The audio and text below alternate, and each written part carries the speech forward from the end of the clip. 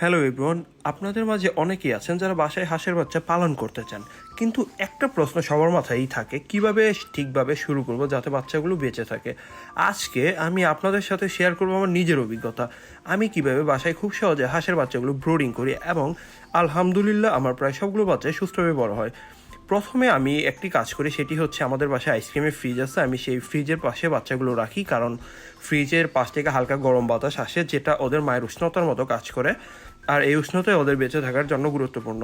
এখন অনেকে ভাবতে পারেন মায়ের সাথে রাখলেই তো ভালো হতো, কিন্তু বাস্তবতা একটু ভিন্ন। মায়ের সাথে রাখলে বাচ্চাগুলো বিভিন্ন জায়গায় ছড়িয়ে যায়, আর কুকুর বিড়ালের ভয় তো আছেই। আর আমি আমার নিজ অভিজ্ঞতা থেকে বলছি, একবার মায়ের সাথে রাখার ফলে আমার অনেকগুলো বাচ্চা মারা গিয়েছিল ঠান্ডা কারণে। তাই আমি চেষ্টা করি বাচ্চা ফোটার 1-2 দিনের ভিতরে আমি বাচ্চাগুলোকে আলাদাভাবে সরিয়ে নেই।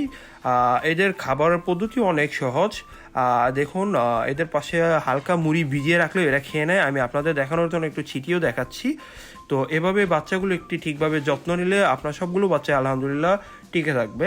তো ধন্যবাদ সবাইকে ভিডিওটি দেখার জন্য।